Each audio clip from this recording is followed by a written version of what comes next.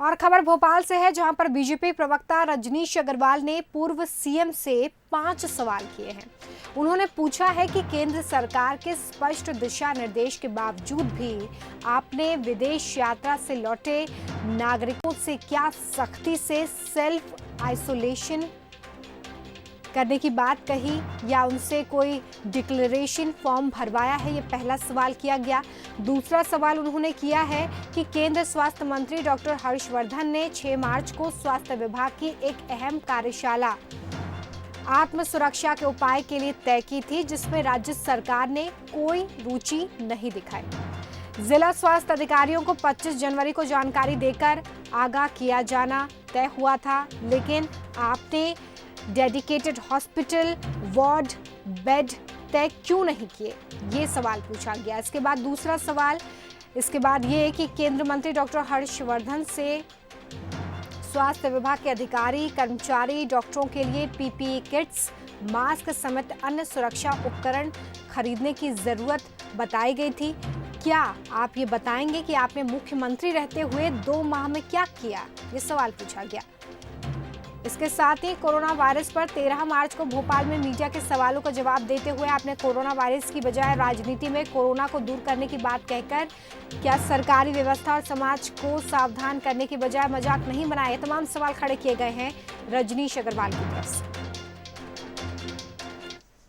माननीय कमलनाथ जी, भारतीय जनता पार्टी आपसे 5 सवाल पूछती है, उसका जवाब दें और आयु, अनुभव और अधिकारों के अहंकार को छोड़कर मध्य प्रदेश के नागरिकों को जवाब दें। पहला सबसे बड़ा सवाल, जिन विदेश यात्रियों से सेल्फ डिक्लेरेशन फॉर्म भरवाए जाने थे वो सख्ती के साथ में क्यों नहीं भरवाए? 2 हफ्तों की क्वारंटाइन की निगरानी राज्य सरकार को करना थी, क्यों नहीं की? अगर की तो ये पूरा का पूरा मालवा समेत इंदौर चपेट में क्यों है? नंबर 2, 6 मार्च को डॉक्टर हर्षवर्धन जी ने, स्वास्थ्य मंत्री जी ने कहा था कि एक डेडिकेटेड वर्कशॉप स्वास्थ्य विभाग के अधिकारी कर्मचारियों के लिए लगाई जानी है, जिसमें आत्म सुरक्षा की दृष्टि से डूज एंड डोंट्स बताए जाएं, वो आपने नहीं किए, बताएं क्यों? और अगर किए तो उसका लाभ क्यों नहीं हुआ? मध्य प्रदेश में स्वास्थ्य विभाग का डायरेक्टरेट हो या तमाम प्रकार के दूसरे अधिकारी कर्मचारी पीड़ित हैं, जिले की भी अधिकारी कर्मचारी इससे पीड़ित हैं। तो ये तमाम सवाल जो हैं वो पूछे गए हैं रजनीश अग्रवाल की तरफ से। हमारे साथ खुद बीजेपी प्रवक्ता रजनीश अग्रवाल जी फोन लाइन पे जुड़े हुए हैं। रजनीश जी, पूर्व मुख्यमंत्री से आपने ये तमाम सवाल पूछे हैं जो कि काफ़ी महत्वपूर्ण सवाल हैं, और इससे पहले भी हम देखते रहे कि किस तरह से कांग्रेस से आरोप बीजेपी पर लगाती रही है कि जो हालत है मध्य प्रदेश में वो बेहद चिंताजनक है, लेकिन ये सवाल उन्हीं से जुड़े हुए हैं।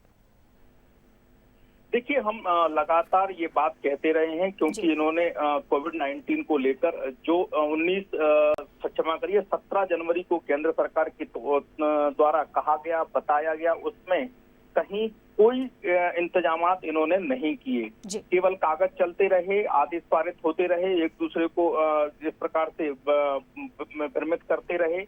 जो मैंने सबसे बड़ी बात कही कि जो विदेश यात्रा से लौटे नागरिक थे उनके सेल्फ डिक्लेरेशन फॉर्म भरवाना, उसका फॉर्मेट बना हुआ था, सेंट्रल द्वारा दिया गया था। उसके साथ साथ में उनको 2 हफ्तों की होम क्वारंटाइन करने की सलाह दी गई थी। उसकी निगरानी की व्यवस्था स्टेट गवर्नमेंट की थी।